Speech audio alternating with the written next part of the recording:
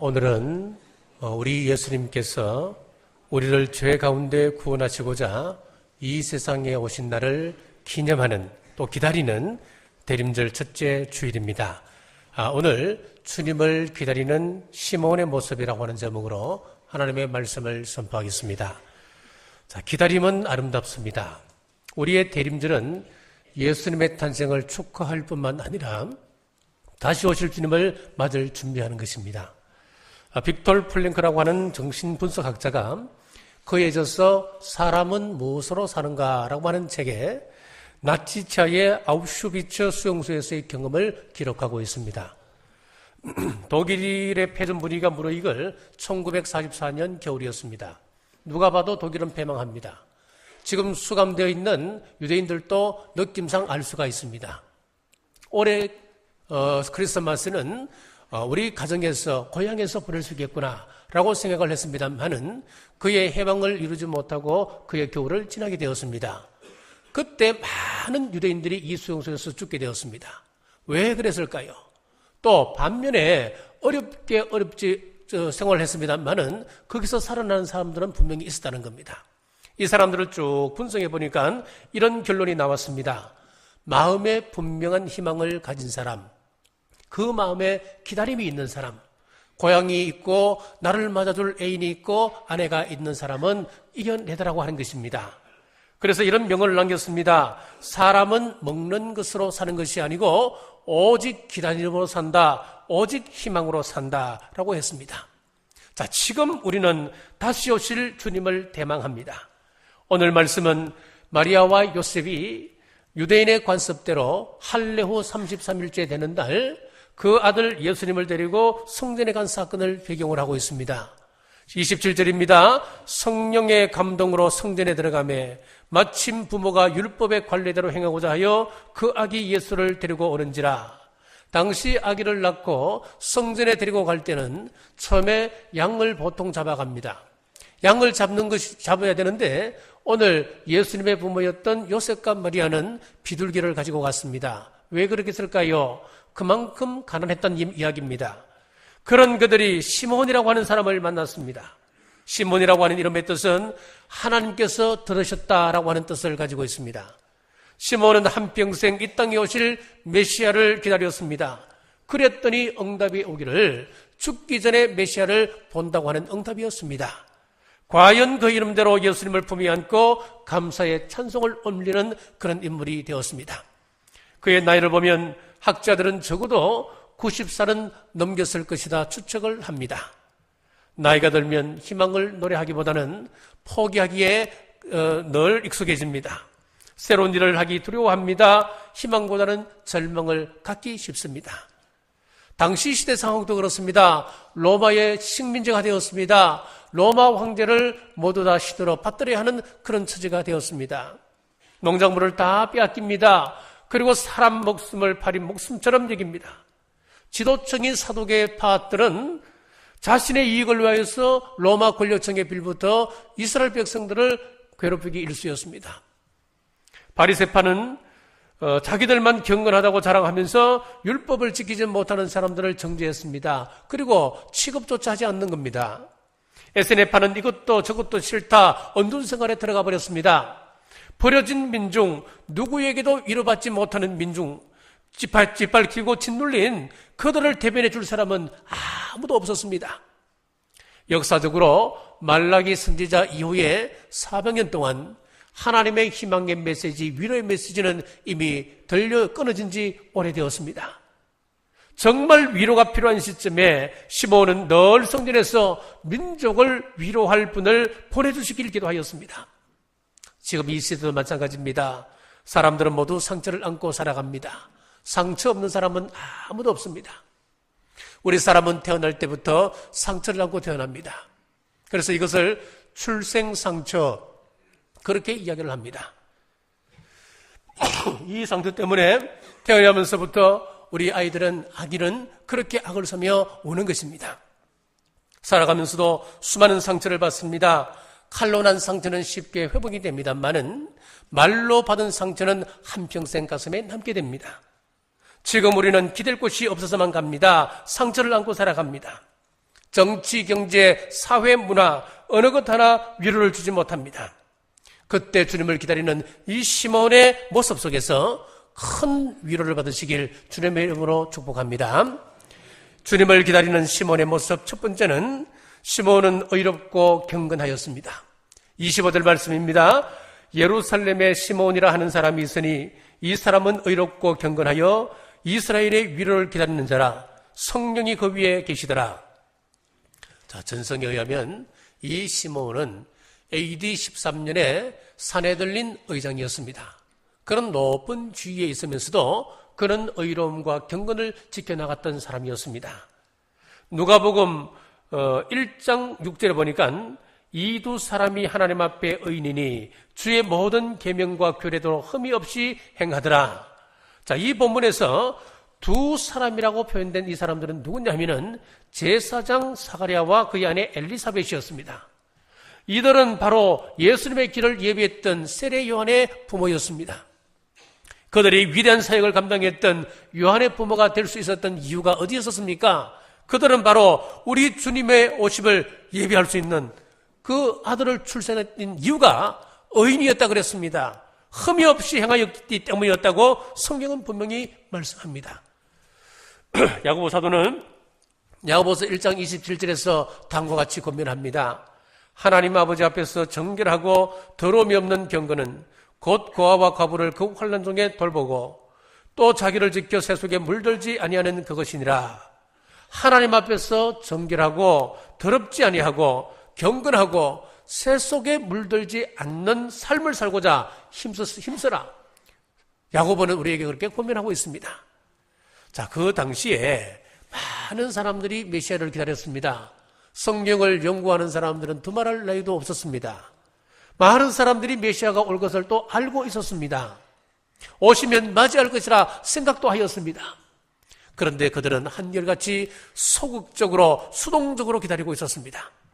그런데 25절에 동사 기다린다라고 하는 이 말씀은 수동태가 아닙니다. 능동태로 되어 있습니다.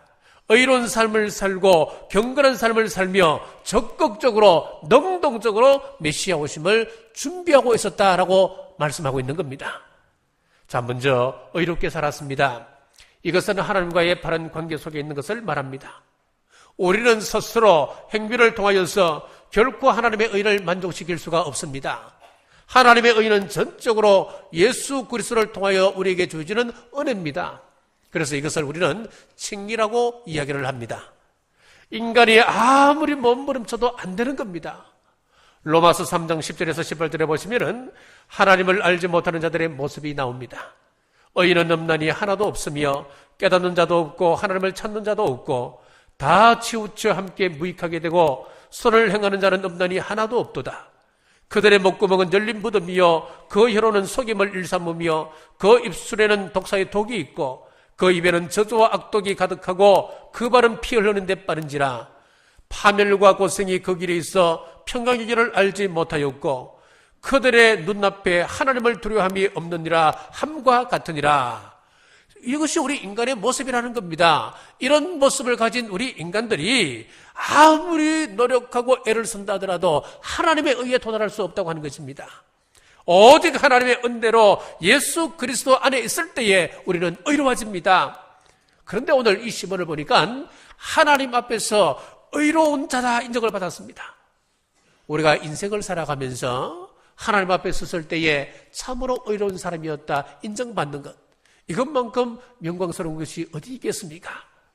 사랑하는 여러분, 우리 하나님의 은혜와 사랑을 덧입고 주님 앞에 의로운 자라 인정받는 여러분 되시길 주님의 이름으로 축복합니다. 또한 시몬은 경건한 자라고 말씀하고 있습니다. 의가 하나님과의 관계를 통해서 이루어지는 것이라고 한다면 경건이라고 하는 것은 하나님 앞에서 의로운 자의 모습으로 살아가는 삶을 이야기하는 겁니다. 본문에서 경건하여로 번역된 헬라어 원문을 보면은 디카이오스라고 하는 단어를 씁니다. 이것은 공정하다, 흠이 없다, 또 거룩한 의로운 그런 뜻을 가지고 있습니다. 즉 시몬은 공정하였으며 흠이 없는 삶을 살았으며 또 거룩하고 의로운 삶을 살아가며 예수님을 기다렸다고 하는 것입니다. 우리 경건한 사람은 예배를 소중히 여깁니다. 예배를 통하여 우리 하나님을 만납니다. 하나님의 은혜를 받습니다. 경건한 자는 말씀을 귀하게 여깁니다. 하나님의 말씀을 귀로 받지 않습니다. 가슴으로 받습니다. 내 삶을 변화시키는 능력의 말씀, 살아있는 레마의 말씀으로 우리는 받게 됩니다. 그 하나님의 말씀을 묵상합니다. 늘 가슴에 새깁니다. 그리고 그 말씀 앞에 순종하고자 애쓰는 삶을 살아갑니다. 경건한 사람은 항상 하나님과 동행합니다. 우리는 기도를 통하여 하나님의 뜻을 분별합니다. 경건한 사람은 남을 배려하고 남을 사랑합니다. 경건하다고 이야기하면서 남을 배려하지 않는 사람이라면 그것은 거짓입니다. 경건한 사람은 새 속에 물들지 않고 자기를 지켜 거룩함으로 성마의 삶을 살아갑니다. 결국 경건의 삶이라고 하는 것은 우리 예수님 닮아가는 삶을 이야기합니다. 하나님께서 보내실 메시아를 기다리는데 의로움과 경건함으로 기다렸습니다. 사랑하는 여러분, 우리는 희망을 찾지 못할 때 우리의 삶은 무너지게끔 되어 있습니다. 자, 환자들은 대체로 처음에 문제가 생겼을 때 병원을 찾으며 희망을 품고 가게 됩니다. 그런데 병원에서 사형 선고를 받게 되면 더 이상 희망은 없습니다. 그때부터 그의 삶은 무너지기 시작하는 겁니다. 정신의과 의사였던 폴 트론디에는 현대인들에 대해서 이렇게 말했습니다. 현대 신앙인들의 비극 중에 하나는 구도의 정신을 상실하는 것이다 라고 했습니다. 주님 다시 오신다는 것을 우리는 다 알고 있습니다. 주님께서 오십니다. 우리는 입술로 고백하고 있습니다. 그것 안 믿으면 여러분 이 자리에 앉으실 이유가 없습니다. 그걸 어떻게 안 믿고 이 자리에 앉으실 수 있겠습니까? 그러나 우리가 주님께서 다시 오십니다 그렇게 이야기하면서도 실제 삶 속에서 진지한 고민 없이 살아가더라 하는 것이 그 문제라는 이야기입니다. 저와 여러분들의 삶은 어떻습니까? 과연 우리가 입술로 고백하면서 그에 걸맞는 삶을 지금 살아가고 있는지요?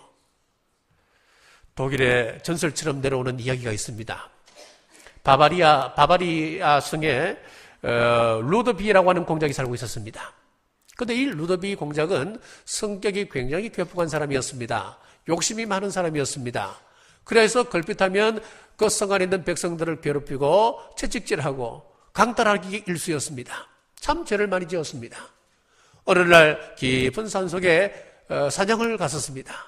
사냥을 갔다가 돌아오는 길에 보니까 조그마한 교회가 하나 있길래 오늘은 저기 들어가서 기도라도 하고 가야지 라고 교회 문을 삐끗 열고 들어갔는데 갑자기 교회 벽에 손이 나타나더니만 글이 서여지기 시작하는 겁니다. 자, 그 글이 순식간에 서여졌다가 사라졌기 때문에 그냥 마지막 부분만 정확하게 기억하는 겁니다. 마지막 부분이 무엇이냐면 심판이 임한다는 것이었습니다. 그런데 앞에 보니까 얼핏 지나가면서 봤던 느낌이 3이라고 하는 숫자였습니다. 3일 후에 아니면 3개월인지 3년인지를 모르는 거예요. 그런데 이 사람이 생각하기를 3일 후에는 내가 그동안 죄를 많이 지었기 때문에 하나님의 심판대 앞에 서는 것이구나. 이제 정신이 번쩍 드는 겁니다. 성으로 돌아와서 아내에게 지극정성으로 사랑을 다합니다. 백성들에게 자신의 재산을 풀어서 구제하기 시작했습니다. 그리고 3일이 지났습니다. 이제 나는 하나님의 심판대 앞에 서고 있구나. 높은 성루에 올랐습니다. 하나님의 심판을 기다리고 있는데 아무 일 없이 지나가는 것 아니겠습니까? 그 3이라고 하는 숫자가 3일이 아니고 3개월이었구나. 그럴 때부터 3개월 동안 또 열심히 가정을 돌보고 백성들을 돌봅니다. 구제하기에 힘썼습니다. 사랑을 나누었습니다. 3개월이 지난 이후에도 아무런 변화가 없었습니다. 그 얘기 3이라고 하는 것이 3년이었겠구나. 3년 동안 백성들에게 온갖 정성을 다했습니다. 베푸는 삶을 살았습니다. 구제했습니다. 가족을 사랑했습니다. 3년이 지나도 아무런 일이 일어나지 않았습니다. 그러던 어느 날이었습니다. 나팔 소리와 함께 독일 왕실에서 사절단이 왔습니다. 루드비 공작을 독일 황제로 삼고자 모시러 왔다는 겁니다. 어떻게 이런 일이 났을까요? 3일, 3개월, 3년을 하나님 심판대 앞에 설 것을 생각하며 하루하루를 사랑하며 베풀며 살았더니만 루드비 공작이 소문이 나기 시작한 거예요. 그 사람은 의로운 사람이다. 그 사람은 사랑이 많은 사람이다. 경건한 사람이다. 백성을 구제하는 선행을 베푸는 사람이라 전 독일에게 소문이 퍼지기 시작했던 겁니다. 그래서 독일 황제에서 이 사람을 독일 황제로 추대했다고 하는 이야기입니다.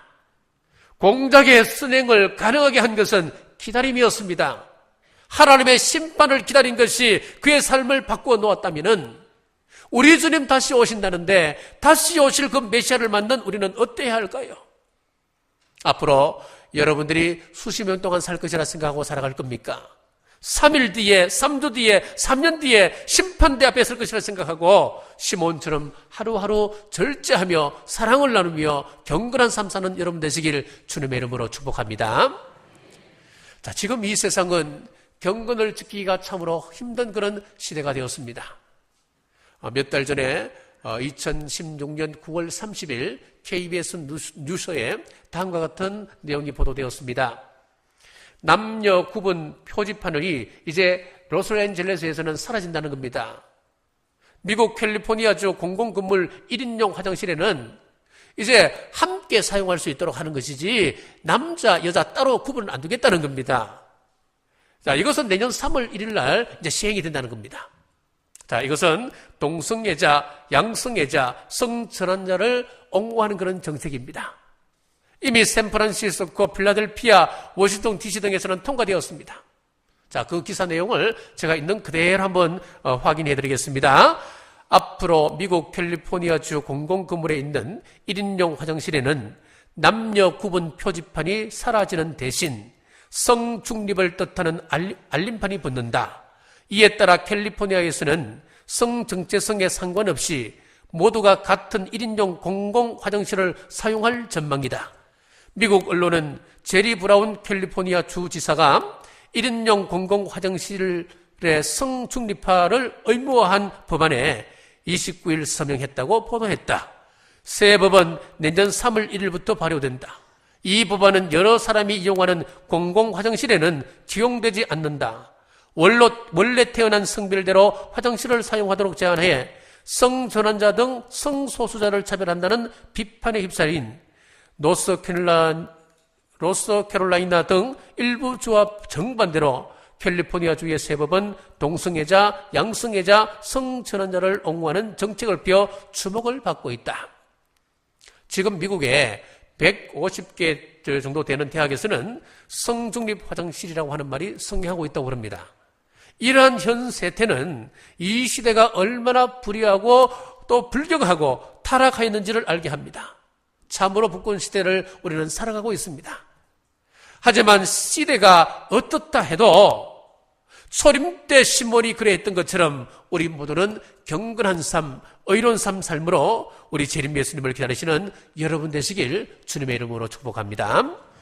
자, 두 번째, 이 시몬은 성전에 들어갔습니다. 본문 27절을 보십시오. 성령의 감동으로 성전에 들어가매 마침 부모가 율법의 관례대로 행하고자 하여 그 아기 예수를 데리고 오는지라. 자, 시몬이 성전에 들어갔다고 하는 이 본문의 묘사는 그가 성전 중심의 신앙생활을 했다고 하는 것을 우리에게 말하고 본 겁니다. 사람은 어디를 중심으로 살아가느냐에 따라서 그 사람의 삶과 그 사람의 신앙이 결정되어 버립니다. 오늘 본문의 시몬은 교회를 중심으로 생각을 했습니다. 그러므로 다른 말로 하면은 교회 중심 신앙이었다라고 하는 것을 알 수가 있습니다. 자, 여기서 들어가매로 변된 원문 표현을 보니까 에이사고라고 하는 단어를 쓰고 있습니다. 이것은 끌어들인다라고 하는 의미를 가지고 있습니다. 25절, 26절, 27절에 보시면은 성령님의 인도로 늘 성전을 가까이 하며 살았다는 것을 알 수가 있습니다. 여러분, 우리도 그렇습니다. 우리도 늘 시몬처럼 경건한 삶, 의로운 삶을 살아가야 됩니다. 그리고 성령 충만함으로 교회를 가까이 해야 합니다. 교회 중심적 신앙 생활이 다시 오실 예수님을 기다리는 삶입니다. 시몬이 예수님을 만난 장소, 이 성소라고 하는 것은 구약시대에는 제사를 지내도록 지정된 장소였습니다. 신명기 12장 13절에서 14절에 보면은 너는 삼가서 내게 보이는 아무 곳에서나 번제를 드리지 말고 오직 너희의 한 지파 중에 여호와께서 택하실 그곳에서 번제를 드리고 또 내가 내게 명령하는 모든 것을 거기서 행할지니라. 거룩하신 하나님의 임재, 하나님과의 만남이 이루어지는 신성한 장소, 그것이 바로 성전이었습니다. 자, 그런데 신약에서는 이 성전이 어떻게 바뀌느냐 하니까 하나님의 영이 임하는 우리를 성전이라고 그랬습니다. 저는 성전입니다. 하나님의 영을 모시고 있는 여러분 한 분 한 분이 성전입니다. 고린도전서 3장 16절에 보니까 너희는 너희가 하나님의 성전인 것과 하나님의 성령이 너희 안에 계시는 것을 알지 못하느냐. 또 요한계시록에 보면은 해 입은 여자 참교회가 1260일 동안 보호받고 양육받는 곳이 어디냐? 바로 성전이었습니다.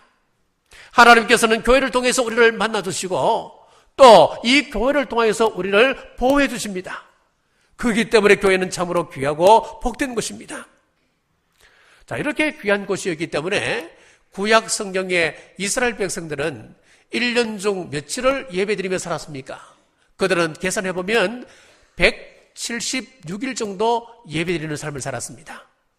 그런데 신약시대는 어땠습니까? 초대교회 성도들은 매일매일 성전에 모여서 하나님께 예배드렸습니다. 자, 그런데 지금 이 시대 교회들은 그러한 예배를 멀리하는 교회들이 많아졌습니다. 이는 교회의 비극입니다. 교회가 무력해지고 있는 증거입니다. 반면에 최근 성립된 종교들은 역으로 교회들보다 더 잘 모입니다.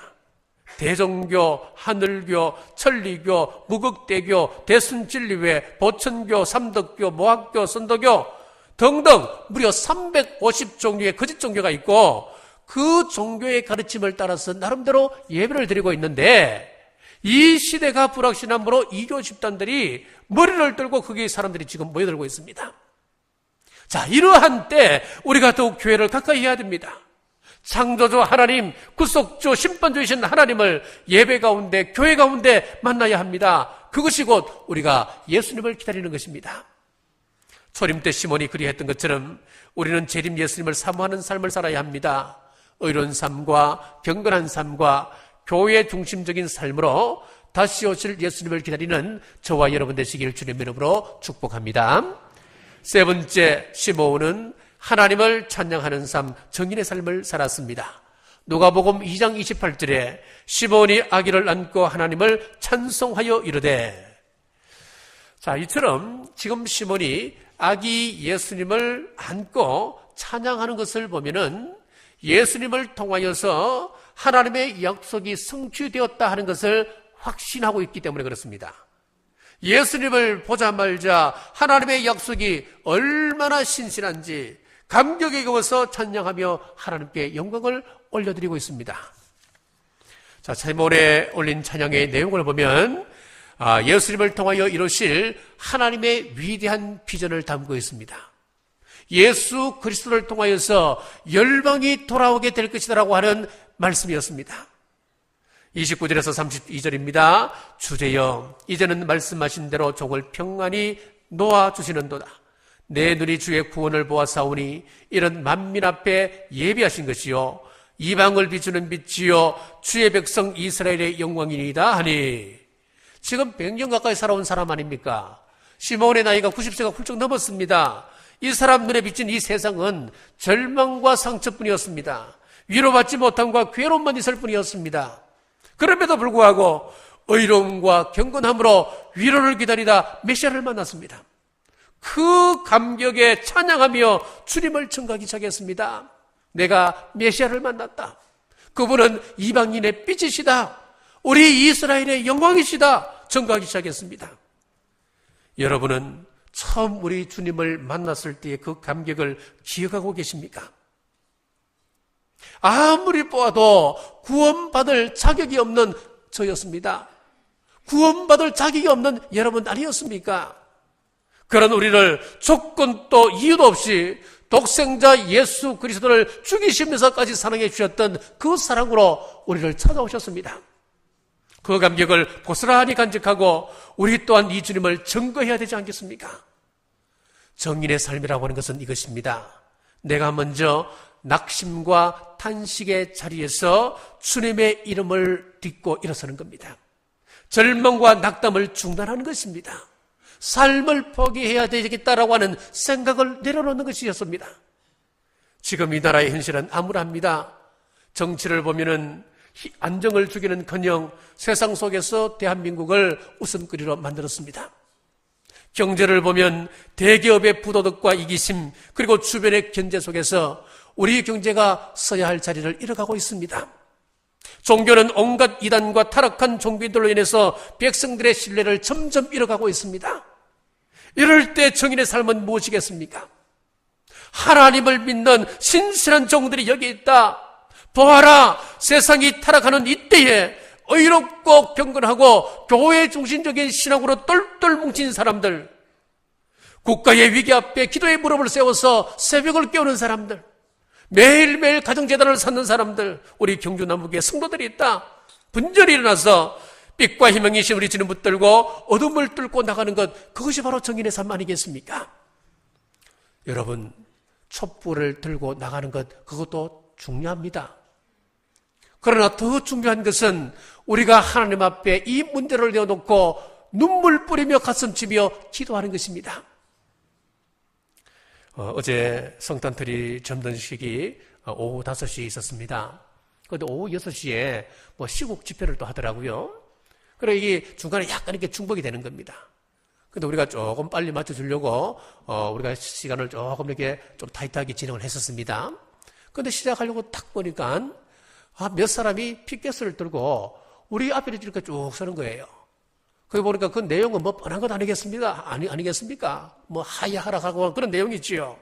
그래서 보기가 민망해서 한 장로님이 가서 이 피켓을 우리 쪽으로 이렇게 돌리지 말고 다른 쪽으로 좀 돌려달라고 정중하게 부탁을 했더니만 그 자리에서 고래고래 고함을 치고 그런 일이 있었습니다. 여러분, 자, 우리는 지금 다스로 하는 방법이 다르잖아요. 자, 우리가 나라를 사랑하는 것 아니잖아요. 우리는 나라를 사랑합니다. 기독교가 나라를 얼마나 사랑했습니까? 이 민족이 위기가 있고 어려움이 올 때마다 가장 먼저 앞장서서 이 민족을 위해서 일을 했던 종교가 바로 기독교였습니다. 지금도 마찬가지입니다. 방법이 다른 거예요. 만약에 촛불을 들고 나가서 이 나라가 변화된다 한다면은 우리가 밤을 새워서라도 우리가 촛불 들고 나가야 되지요. 그러나 우리는 믿습니다. 우리의 방법은 우리가 나가서 우리가 기도하는 것이 더 중요하다는 거예요. 이 나라를 위해서 기도할 때에 이 백성이 낙심의 자리에서 일어날 줄 우리는 믿는 겁니다. 나아가서 우리는 주님의 재림을 증거해야 됩니다. 존 맥닐이라고 하는 목사님이 사람들에게 물었습니다. 지금 술을 마시고 술 취해 있는 사람이 지금 이게 철로에 지금 누워있다. 그러면 여러분들은 어떻게 해야 되겠습니까? 라고 했더니만 여기저기에서 청중들이 이구동성을 하는 이야기가 그 사람을 빨리 올라가서 끌어내려야지요. 그렇습니다. 우리 주님 다시 오십니다. 우리 주님은 반드시 오십니다. 그분은 천사장의 나팔 소리와 함께 가신 모습 그대로 이 땅에 다시 오십니다. 우리 이것 증거하셔야 됩니다. 사랑하는 여러분, 시몬처럼 의롭고 경건하게 살며 성전 중심의 삶과 찬양과 정인의 삶을 살면서 다시 오실 우리 주님을 기다리는 2016년 대림절 되시기를 주님의 이름으로 축복합니다. 기도하겠습니다. 대림절 첫째 주일을 맞아서 소망의 말씀을 나누게 하심을 감사합니다. 시몬은 위로가 필요한 시대에 위로를 기다렸습니다. 의롭고 경건하게 살았습니다. 성전 중심의 삶을 살았습니다. 우리 또한 위로하는 입술로 위로를 전하고 의롭고 경건한 삶을 살아서 주님을 기다리며 성령 충만케 하여 주옵소서. 주님의 음성에 늘 민감하여 시대의 징조를 깨닫고 다시 오실 주님을 증거하는 정인의 삶을 살게 하여 주옵소서. 다시 오실 예수님 이름으로 간절히 기도드리옵나이다.